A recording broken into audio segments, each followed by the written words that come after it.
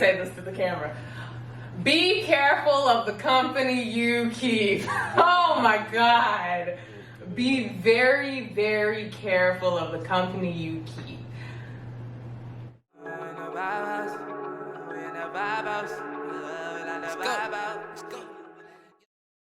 You know, I don't believe an accused person should be sitting in jail just because they can't, make a bond amount or something like that. I don't think that's fair, especially in our criminal justice system. You are presumed innocent until you either plead guilty or are proven guilty. Right. So it just kind of doesn't seem fair that it's like, if you had money, you'd be out right now. But since you don't have money, you're stuck in jail, And it might be something that you really didn't do, and I don't think that's necessarily fair.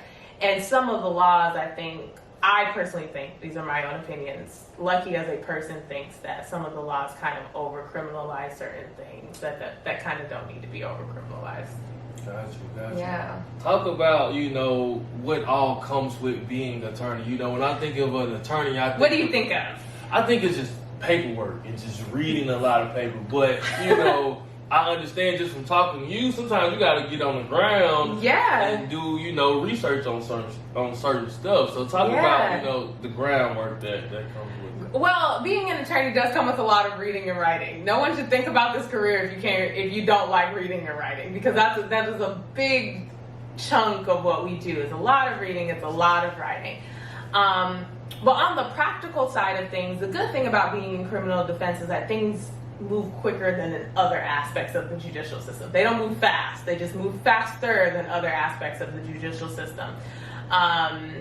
So, I get to be in court a lot, and as for like someone on the civil side who probably won't get to go to court as much as I do, I get to be in court and argue motions and do probation hearings and bench trials and jury trials and, just random what we call waive settle dates, where it's just an appearance in court to see what your client wants to do. Like, do you want to take a plea? Do you want to take this forward? I'm in court a lot, mainly because I do criminal defense. And there's a lot of reading, there's a lot of writing. There's also, because I'm in criminal defense, there's an investigatory piece of my job. Now, our office has investigators that do things, but sometimes, how it's you got to see it for yourself. Mm-hmm. Sometimes I get that mentality where it's I have to see it for myself. To make it make sense. Just to make it make sense, because sometimes my clients are telling me, a story, and I can't visualize what they're talking about, because maybe it's a side of town I don't go on, or maybe it's I've never even, sometimes I'm not in those situations 9 times out of 10. I don't know. And not saying that I put myself in dangerous situations, but if they're saying there's no X sign on a highway and I know what the highway is, I'll drive up and down that highway to see is there really no traffic sign? Okay, was the stop good, bad? Where is there no traffic sign? Or was there a traffic sign? Did you miss the traffic sign? I can go and do that. Or it's if there's a specific house that is a part of a crime scene investigation and it's not blocked off, I could just go right past and see what the setup is looking like. If my client says, hey, this thing is sitting on top of this hill, there is no way you can see this thing from where I was standing. It's all right, well, let me just go on the hill and see, I don't do that all the time. And, I make sure I'm safe and I never get out of the car or something like that. But, it's sometimes it's I need to see it for myself. So it's yeah, I've done that. Obviously we have investigators who are paid to do that. So it's usually, I task an investigator, they go do it, they bring me the pictures of it, let me know. One thing I probably never do is talk to witnesses myself. That's one thing I let the investigators handle wholeheartedly. I'm not gonna go talk to a witness. But if it's just a traffic thing or something like that, I'll just ride by and see. Okay, are you telling me the truth? Are you not telling me the truth? Let me go see. Got you. So, talk about, good people getting caught up with the wrong crowd, how common is... Let me say this to the camera. Be careful of the company you keep. Oh my God.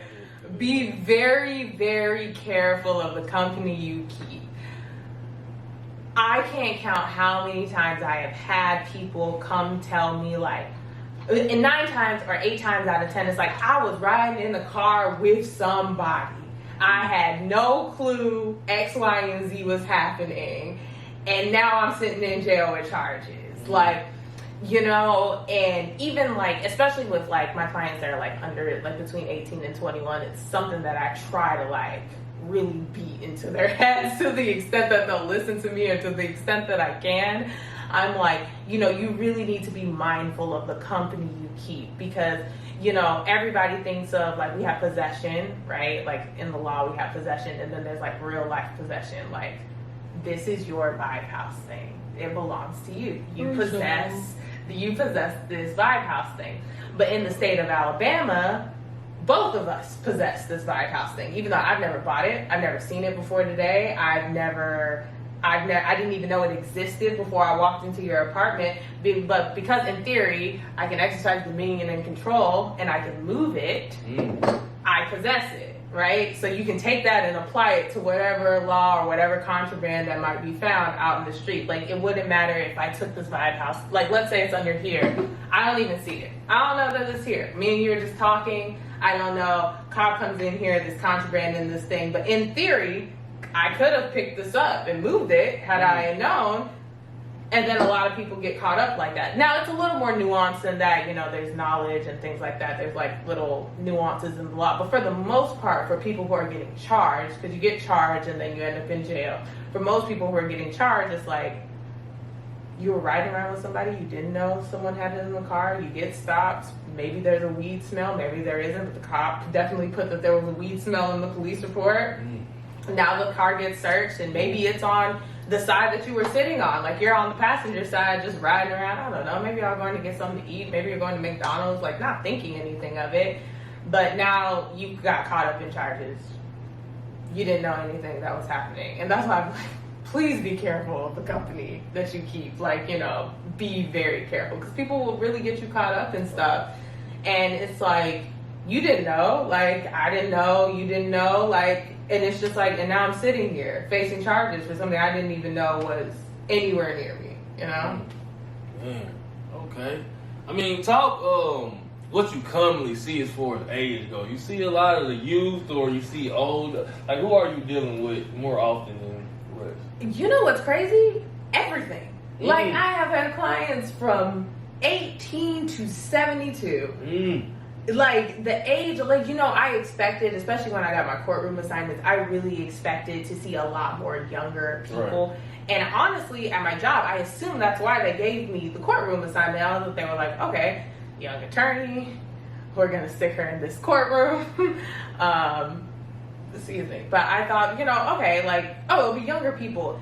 And then when I got there, it was everybody. Like, 18, I have had clients, the oldest client I had was 78. Wow.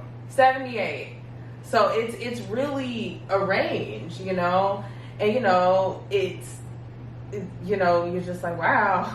Like, you're reading the police reports and you're like, okay. And then you look at a birthday and you're like, wait a minute. Like, hold on. You know, I was like, this man is old enough to be my grandfather. Like, what is happening here? You know? But, you know, I did. I expected it because, especially, personally, I work in like part of, like, I would say about 60 to 70% of my cases are narcotics related. So I assumed, you know, oh, this is, or at least it's advertised like a young man's game, right? Like, you know, you don't see no old players out here, you know, doing, or, you know, they check out the game by then, or they have been invested in something else. So I really expected like that 18 to maybe 30-ish, 34-ish crowd. And to my surprise, it varies. It varies, like, so.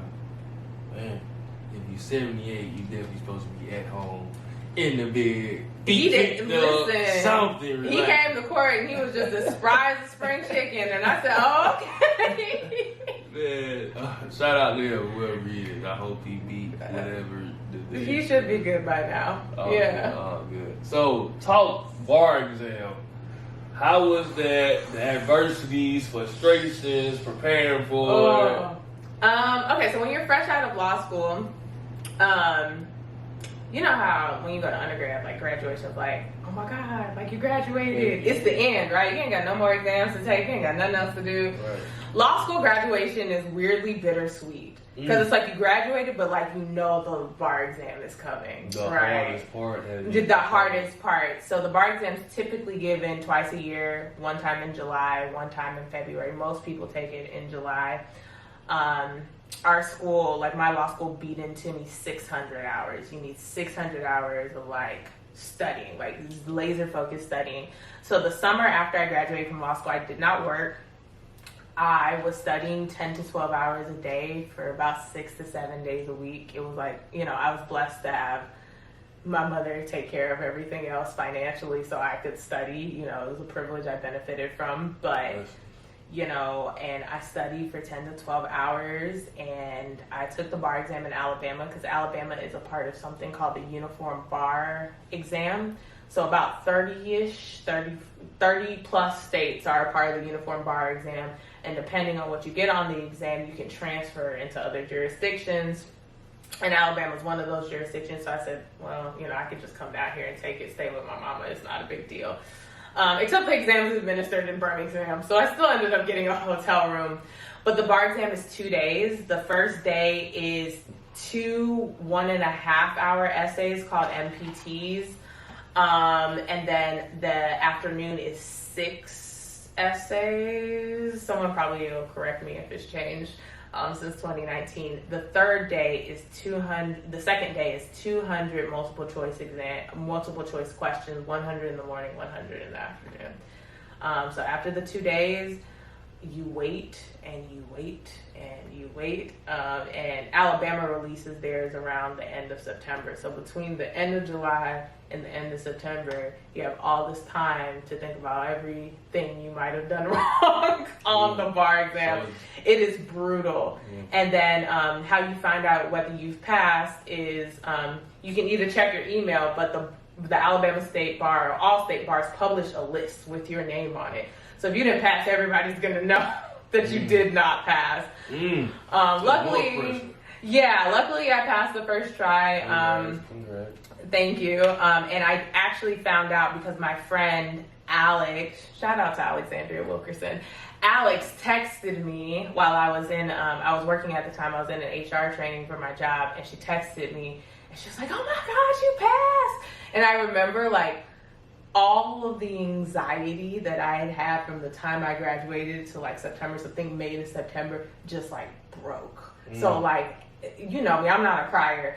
I cried for like hours. Just that feeling like it was like a weight had lifted off of me and Sierra actually, Sierra Gray. Me and Sierra. Yeah, shout out to Sierra. But me and Sierra actually, we sat kind of behind each other. Like it just worked out that way somehow in the bar exam, and we both passed on the first try. And I was like, oh my God. Man, we got a couple toasts to make right now. Right. We're going to toast up to you passing the bar exam on the first try. We're going to toast up to your mom for being supportive. Clutch. Super clutch. And we're going to toast up to Sierra Gray one time. There we go. So, my next question would be, what surprised you the most about the Alabama judicial system? A lot of things surprised me, but I think the thing that surprised me the most is that in the Alabama criminal justice system, well, in the Alabama judicial system, the judges are elected officials. Like, you vote for them in your elections. Please hear that. You vote for judges. You also vote for the district attorney. So the head of the prosecutor's office is the district attorney, and he or she also is an elected official. So, you know, I really wish people understood the power that they had in voting, you know, and, you know, if you would like to see your local criminal justice system change, you know, in the state of Alabama, it kind of starts at the polls. I don't know if a lot of people know this, but prosecutors have probably the most power in the criminal justice system, like more than the judge. Like the prosecutor screens warrants, they bring charges, they have the power to dismiss charges.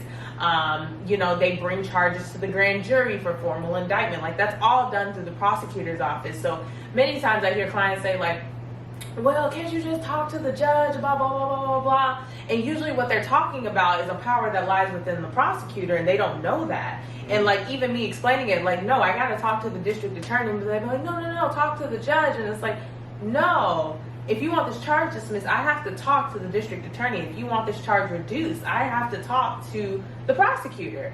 And, and the head of their office is an elected official who could say, hey, we're not prosecuting X types of charges. They're usually nonviolent offenses or something like that. But their head of their office has that power to be like, hey, all prosecutors in my office, we're not pursuing charges against this specific type of charge.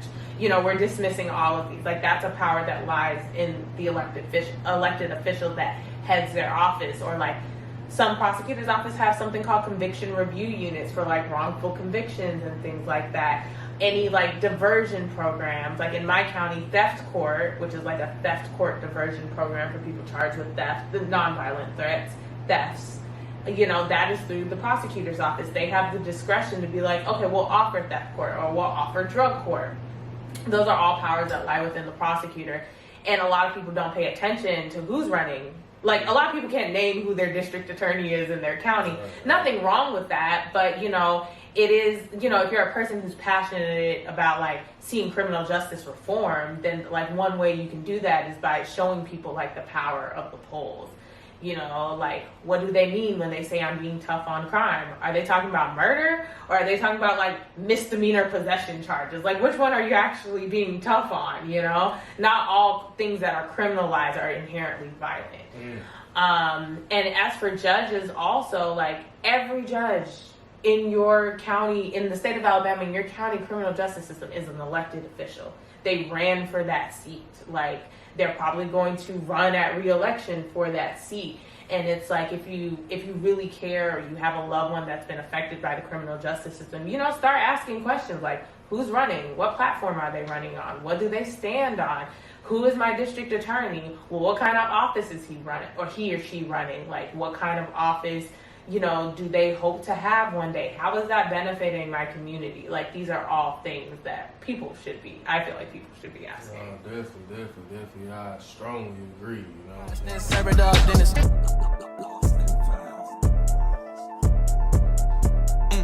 What's next?